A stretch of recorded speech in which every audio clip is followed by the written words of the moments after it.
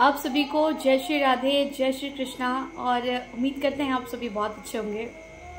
आज हम इस विषय पर बात करने वाले हैं, चर्चा करने वाले हैं कि मोबाइल टीवी पर जो आप अपना कीमती समय दे रहे हैं नकारात्मक नेगेटिव चीज़ों को अपने और ऑब्जर्व करने के लिए, उसे बंद कर दें।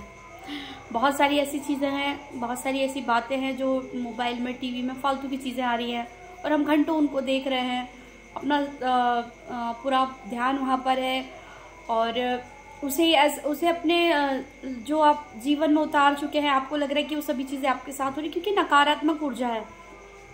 पॉजिटिव रहें, सकारात्मक सोचें, सकारात्मक रुख अपनाएं, अपना रवैया सकारात्मक रखें, अच्छे लोगों से मिलें, उनके साथ मिलें, जहाँ उन लोगों से मिलें जिनसे मिलने में आपको अच्छा लगता है, जिनसे कुछ सीखने को मिलता है।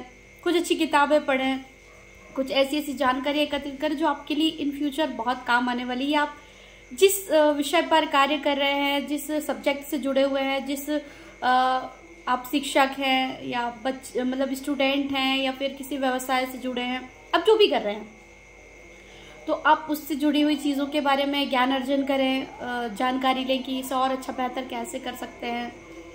आप पढ़ सकते हैं तो पढ़ें, आप धर्म ग्रंथों से जुड़े हैं, शास्त्रों से जुड़े हैं या उस तरीके की शिक्षा चाहते हैं तो आप कुछ ना कुछ पढ़ते रहे। हम भी कुछ ना कुछ पढ़ते रहते हैं और हम ये नहीं कह रहे कि आप भी पढ़ो, पर पढ़ सकते तो ज़्यादा अच्छा है।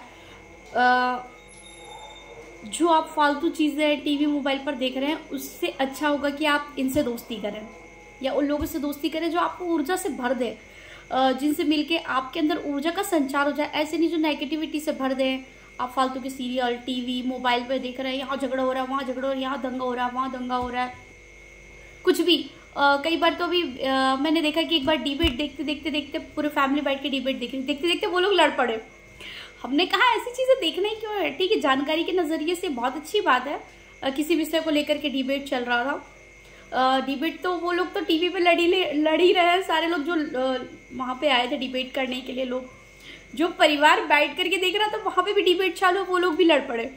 तो क्या होता है, ये ऊर्जा है। ऊर्जा को समझें आप।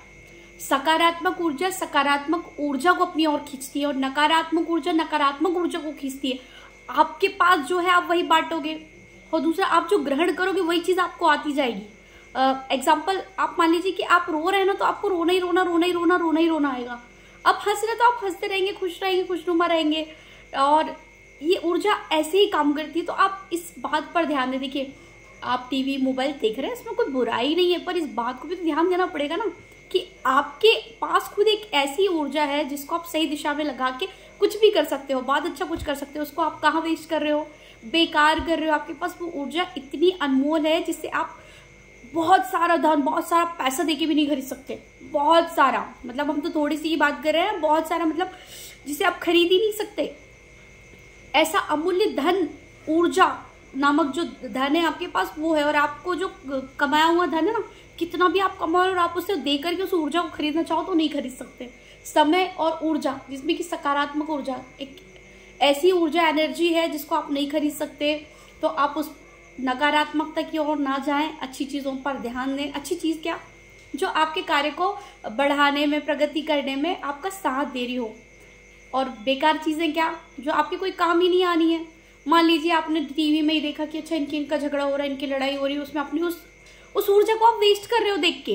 पता है आपको? नहीं पता। कैसे पता होगा? क्योंकि जब हम उसमें लगे हुए होते हैं ना, हमें पता नहीं होता। पर ये हमको ऑब्जर्व करना है। इसलिए उन लोगों के पास बैठो, अपने बड़ों के पास बैठो, उनसे जानकारी लो। आपको बुरा भी नहीं चाहेंगे और आपको अच्छी अच्छी बातें बताएंगे। दूसरा, संस्कार, आस्था, इन चैनलों पे आप जाओ, वहां पर अच्छी चीजें आपको बताई जाती है, अच्छे अच्छे वचन सुनाए जाते हैं। वो नहीं तो आप पुस्तकें पढ़ो या ऐसी कहीं जगह निकल जाओ जहाँ जाने में आपको अच्छा लगता है, खुशी मिलती है। उन दोस्तों के साथ बैठो जो अच्छी शिक्षा दे रहे हो। ऐसे नहीं कि बैठ गए और गपशप कर रहे हो। आप बातें भी करो, बहुत सारी बातें करो, पर फालतू की बातें ना करो। देखिए, बहुत फर्क पड़ता है। आप सोचते हैं कि आप फिल्मी गाने और फिल्मी चलचित्र देख करके और सोच रहे हैं कि जैसे इतिहास में इतने महान जो लोग थे, वैसे लोग आपके समय में जन्म लेंगे, तो ये पॉसिबल नहीं है, इम्पॉसिबल है।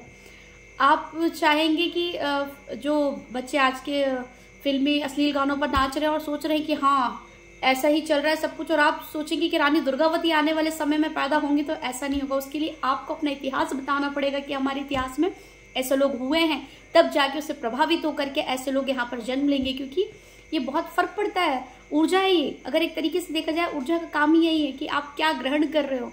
क्योंकि देखिए, रानी दुर्गावती जी जो थी, या और भी जो ऐसे महान चरित्र थे जिन्हें आप देखेंगे, तो उन्हें बचपन से ये संस्कार मिले थे, शिक्षा मिली थी। और हम क्या शिक्षा दे रहे हैं, फिल्मी गानों पर नाच रहे हैं, तो फालतू की चीजें देख रहे हैं मोबाइल पर, टीवी पर, और उम्मीद करते हैं कि वह कोई महान व्यक्ति बने या उस व्यक्तित्व का निर्माण हो, तो ये इम्पॉसिबल है। इसलिए हमारी जिम्मेदारी की ऊर्जा को किस और भेजना है और क्या ग्रहण करना है, क्या नहीं करना है।